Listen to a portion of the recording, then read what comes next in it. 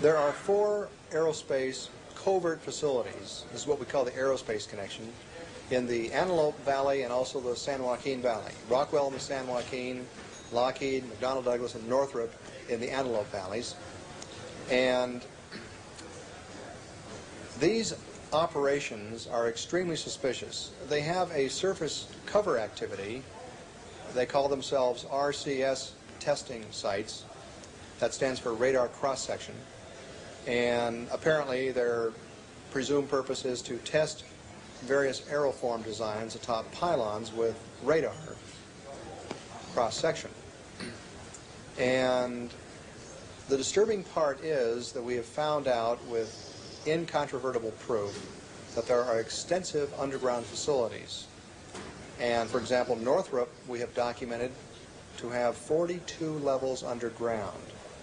Now if this is radar cross-section testing, which is above ground, why do they need 42 levels underground?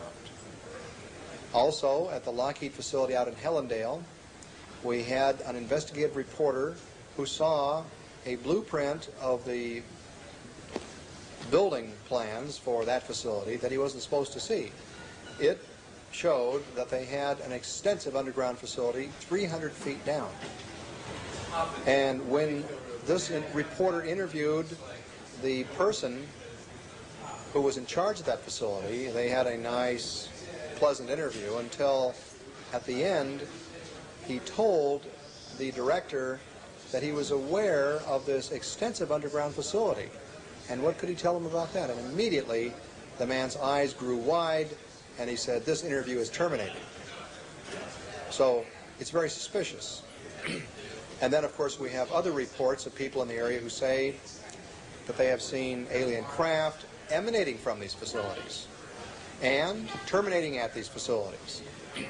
And other kinds of blue beams, strange lights in the sky, surveillance orbs, the size of basketballs, medicine balls that survey the area and move in ways that we don't possess that kind of technology. In terms of the Northrop facility, which is also known as the Anthill, the construction, the underground facility was greatly enlarged in the early 80s. And what took place there was an enlargement, I understand, from 13 levels underground to 42 levels underground. And we have reports from construction workers who actually worked on the site, cement truck drivers, and at one point, Michael, cement trucks suddenly appeared on the scene 5 miles long, pouring concrete continuously 24 hours a day, 7 days a week for weeks. And we figure at 3 yards of concrete, 9 yards of concrete per truck, close to 1 million yards of concrete must have been poured underground. Also, we understand from the construction workers that 3 silos were constructed there, 3 underground silos, and we were bringing out the fact that saucers have been seen to just come screaming out of the facility as if they had had some travel distance underground. And yet, and also craft would, like helicopters, would come into the facility and just disappear into the ground. So we knew from construction reports and from visual reports outside the facility that something very suspicious in the way of silos was going on. Norio and I put together the first investigative team to actually fly over these facilities and investigate them from the air with video cameras, still camera shots. It was very exciting. And on our first flyover of the Northrop facility, we spent about an hour in the air on that trip. It was historic.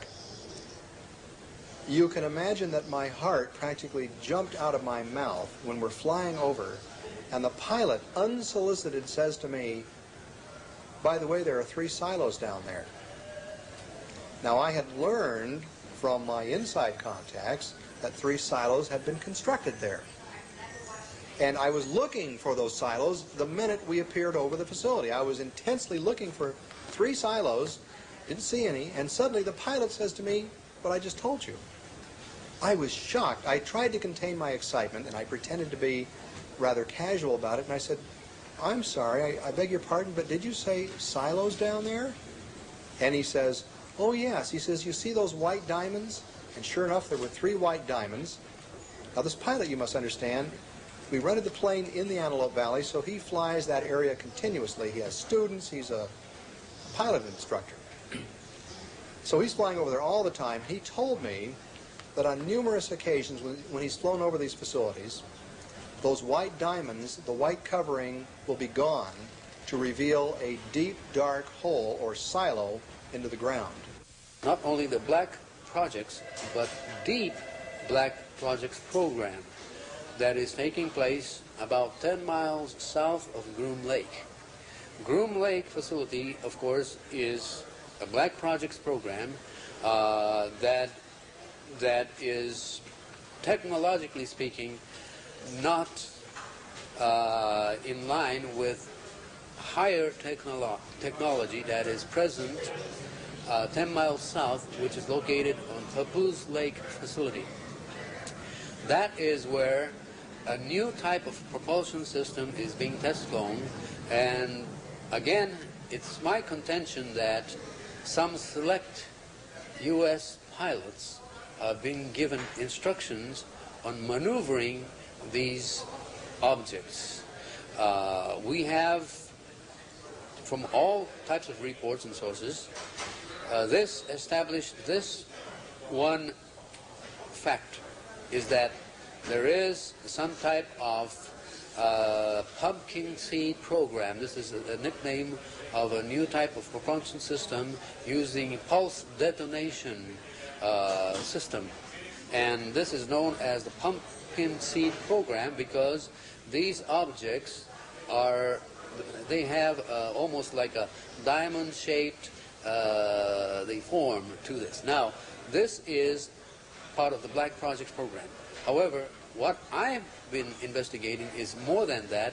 It's the Super Deep Black Projects program, which could possibly involve technology much higher than this type of pulse propulsion system, which could be antimatter or some type of anti-matter, as Mr. Lazar has been stating. The sources of our information are not only from researchers that have received a lot of infos through Aerospace Connection. We have been in touch with several persons that confirm that Black Project program is ongoing at Groom Lake facility, Papoose Lake facility, plus other facilities such as in California. The Northrop, McDonnell Douglas, and Lockheed, all of these facilities are conducting some type of testing of certain type of aerofoams that resemble almost a disc. And it's possible, very possible, that the technology behind this could be received from some intelligence, not necessarily us. In other words, we're talking about something possible transfer of the